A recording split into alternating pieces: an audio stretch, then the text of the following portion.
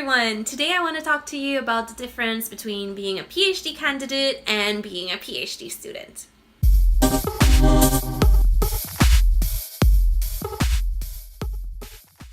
If you're thinking about being in academia, or maybe you're already in academia, it might be confusing the term PhD student and the term PhD candidate.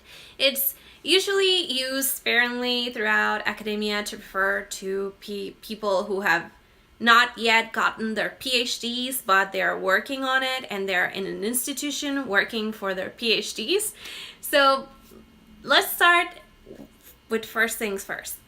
Student means that you're still studying, so you still have classes, you still have things to learn.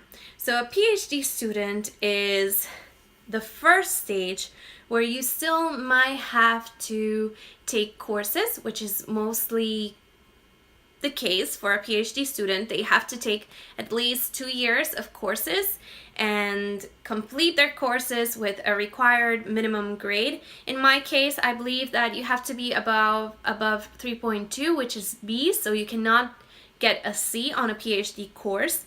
If you do get a C, you might get kicked out of the program. And this can be similar to what you have in masters, where if you get a C, you might not get your scholarship, etc.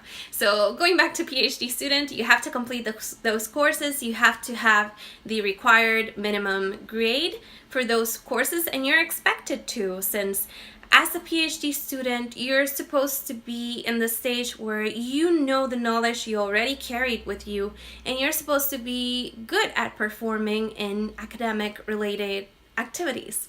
So that's the first stage of a PhD student.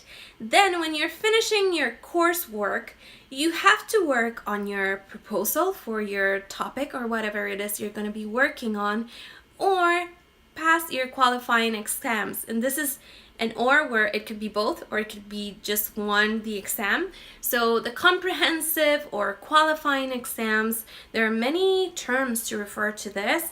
In my case, it was l'examen de synthèse. C'est une institution francophone, so c'est en français. So l'examen de synthèse was basically composed of 2 parts, an oral and a written exam.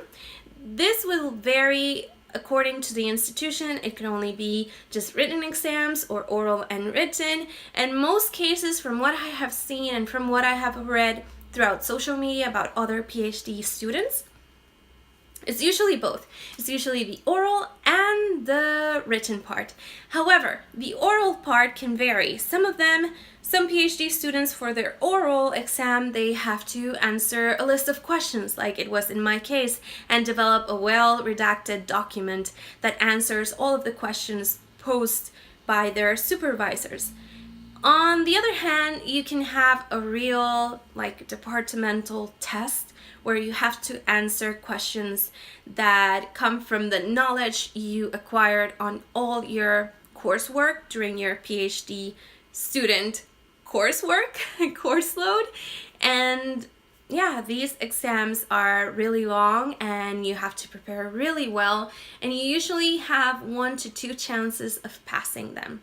In my case, as I mentioned, I prepared a redacted document answering all the questions, and that was my oral exam. Oh, another case I have heard of also is that they have to put out their first chapter of their thesis, and that accounts for their written exam. Now, on to the oral exam. On the oral exam, you will have your board of advisors or directors, and usually there's an external member in that committee that ensures that the process is going according to what is established in the rules and bylaws of the university. In my case, I was with my advisors, and they all posed questions regarding my work in my written exam, and they extended on those questions. You don't know what is that they're going to ask you during your oral exam.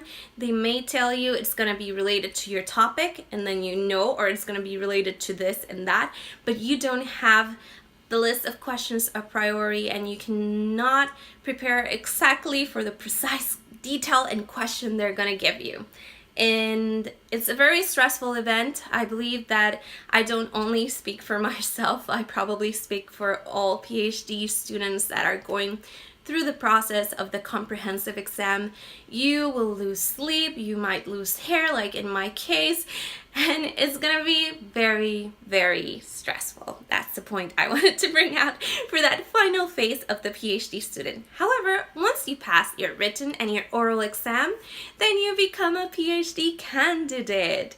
And as a PhD candidate, what it means is that you have already proven that you can contribute to your field, that you have the tools in your little toolbox ready to be implemented and to produce scientific work. That being publishing in papers, teaching others, and all the good stuff that comes related to academia. If you want to learn more about this, let me know in a comment below so that I can make a video about that. So basically, that's the difference between being a PhD student and being a PhD candidate. In one, you're still preparing to have your PhD, and at the end, you have to prove that you can actually contribute to the scientific field you're in. After that, you have already proven that you have contribute and that can contribute, and you pass as a PhD candidate, but you're yet still to make a contribution. Once you make your contribution that is sufficient for acquiring the title of a PhD, and then you become a doctor, but that might be a conversation for another time. So that's it for this video. I hope you guys enjoyed it. If you want to keep watching more videos on academic rules, there are 2 videos over here you can click. I make vlogs every Mondays and a video every Thursday. So subscribe if you want more, give this video a like if you liked it, and if you want to get a notification, then ring that bell. And I guess that's it. See you all on Monday. Bye!